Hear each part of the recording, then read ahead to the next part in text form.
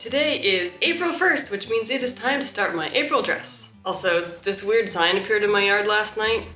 Seems concerning. And on an unrelated note, if anyone has an inflatable alligator I can borrow in 364 days, let me know. The rules for these projects are it has to be comfortable, it has to be something I will actually wear, mostly from my stash, and then honorary number 4 is it has to have pockets. This month I am planning another more fancy party dress. This is the drawing, and then I had a long discussion with my best friend as to whether or not I'd actually wear a dress with a cutout like that. I think I'm gonna skip it this time and save the cutout plan for a much more summery and hot weather dress. So this is the fabric I was originally planning on using, but I might switch it to this one instead. This is much more bright spring color. This is the pattern I think I'm gonna use. I have to do a mock-up though because I've never used this before. Hi, don't eat that, no. I cut the pattern out of my lining fabric. I want to say this is like a charmeuse or something flowy, but I honestly don't know. I was looking at fabric at a garage sale, and when the lady found out that I sew and would use it, she gave me all of it for free. That was so nice. I stitched the front pieces and the back pieces together, and for now I'm leaving them separate. I ironed a test sample before ironing the pieces and ironing the seams open, while being snuggled. I draped the flowy overlay on top and adjusted the pleats until I was happy, and cut around it, among other things. Oh no! I guess it's a good thing I didn't use one of my favorite bras. Oops. I basted the overlay down before retrieving the back, and basting that down too. I trimmed the excess overlay without any issues. Gotta stop cutting through things behind my fabric. My poor bra. I cut the facing from the flower fabric. The official instructions have me putting the zipper in the strap side seam, but I think it'd be a lot easier to get in if it was actually on the side with no shoulder strap. So I'm gonna just do my own thing. So I stitched the strap sides of the facing together. I serged the test piece, adjusted some tensions, and then serged the lower edge under the supervision of my junior assistant. I pinned and stitched my bodice pieces, but not the strap yet. Also, don't mind my band-aids, I'm taking a stained glass class, and glass is sharp. I stitched the facing along the neck edges and the arm edge, stopping a seam allowance away from the strap edge. I flipped the facing to the inside and folded the facing out of the way and pinned and stitched the strap. I turned the facing flaps in and hand sewed that edge. I tried it on and realized that I needed to lower the armhole slightly. I tacked the facing down in a few places before ironing it down. I also ironed my pleats and may tack a few of them down later. For the skirt, I'm going to use Mood Circle Skirt Calculator. I'm going to go for a midi length. I want a 3/4 circle skirt. And I'm going to double my waist because I want it to be gathered, so it's roughly 54. So my radius is 10.4-ish. The length is whatever length I want the skirt to be. This is gonna have to wait until tomorrow though, because we have an appointment shortly to get Emmy's stitches removed. If you missed last month's video, Emmy had a tumor removed. It was not cancer, and she has been basically stuck in a crate for 2 weeks and is very mad about it. Dun dun dun! And then we're gonna go to the PARK. My fabric!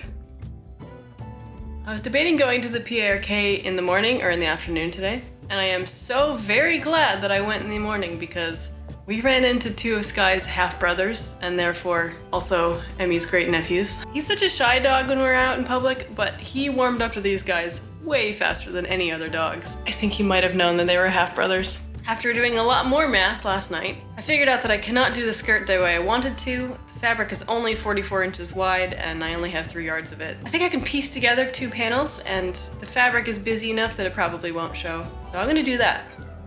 Again, buddy?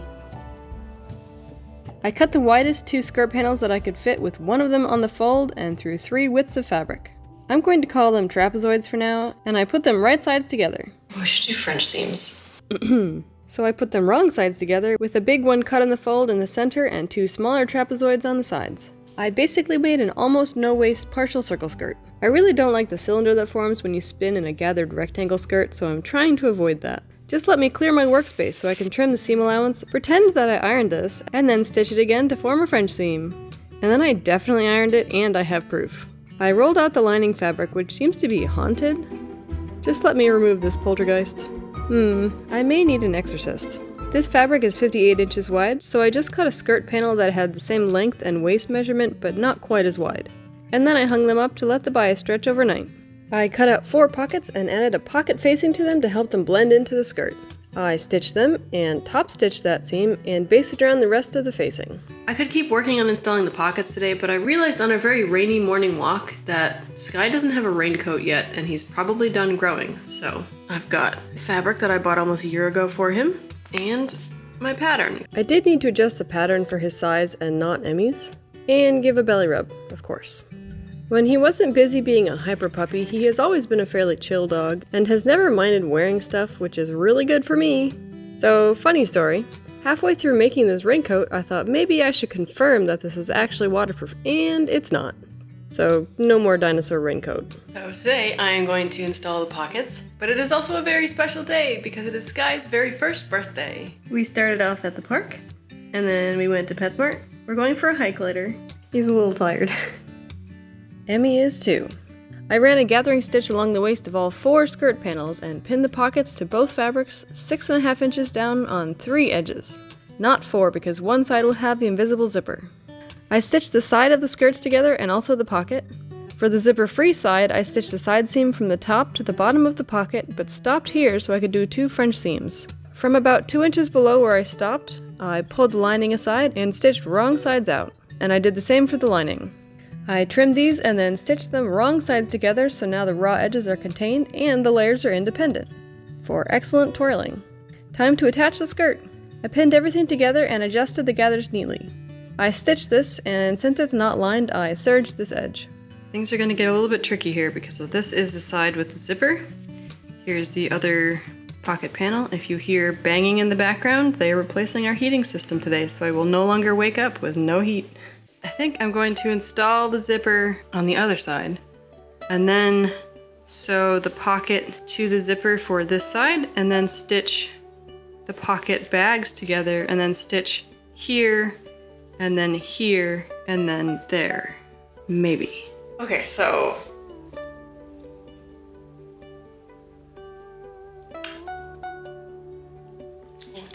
it has been about a week and a half since I said what I was gonna do, which is just great because I don't really remember what I said, but hopefully I can figure it out. I decided to stop working on this and try and finish my daffodil dress so I could film the daffodil dress with the daffodils at my parents' house. I woke up this morning with my neck very sore, but I figured it out. Yesterday was Easter. I know this dress would have been great for that, but I chose to finish the daffodil dress. And I was helping my youngest nephew hunt for Easter eggs, which meant I spent a lot of time looking down at an almost 3-year-old. I'm gonna try and remember what the heck I was saying right before I stopped working on this dress. I think the plan was to attach the other pocket to the zipper, so I marked where to add it on the zipper and stitched it on. And then I stitched the zipper to the rest of the side. I tried to skip swapping machine feet to sew the pocket bag, but don't do this, it didn't go well. Well, that's not good. I marked the waist seam and the top to the other side of the zipper and stitched it on. Well, that worked pretty perfectly. I have a zipper and I have a pocket on the same seam, so I'm gonna call that a win. This waist area is a little bit less of a win, but it is crooked. This part is sagging, but there is no structure in this top. Alright, so all that's left is that seam and the hems. I did 2 more French seams below the zipper. I did a little bit of hand stitching to finish it off, like tacking the facings to the seam allowance, and a catch stitch to keep the zipper edge down. I found the shortest skirt panel and trimmed both skirt layers to that length, and trimmed another 1 inch off the lining, with help of course. I hemmed both layers with my enemy turned friend, the rolled hem foot. Technically the dress is done. It has pretty much the skirt that I was going for. I don't think I can fix this. It's not enough to be intentional, but it is kind of obvious, so I think I'm gonna add a waistband. So I put up an Instagram poll about what color my waistband should be, and we will finish this tomorrow. He likes to chew this very loud bone while I'm recording stuff. Let's check my Instagram poll results. 73% of people picked pink, so I guess pink it is. I cut up 5 inches of pink by the fabric width. I fused 2-inch interfacing to the waist part of the sash, before stitching the whole sash, except for a gap at the center which I used to turn it right side out. I broke my poking stick, but I got a new wooden chopstick, so I wonder where that went. I just used a marker. Another quick ironing and hand sewing later, and this dress is ready for its big reveal. But first, I commandeered a Corvette for the afternoon because my beloved Miata is out of commission for a bit, and it was too nice out to have a car roof.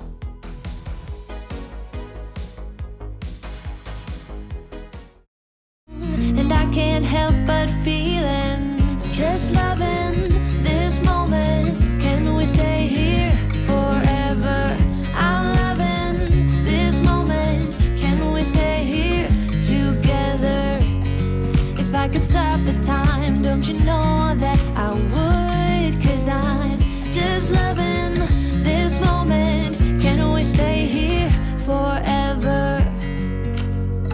Forever. Forever. Forever. I am pretty happy with this dress. I wish the waistband had been better, but the skirt makes up for that. If you hadn't noticed yet, I really love a twirly skirt. Also pockets. I really love pockets. And I wish I had more of this fun fabric, but for now I will leave you with a counter going for just how many times I threw the frisbee while filming this reveal. Enjoy!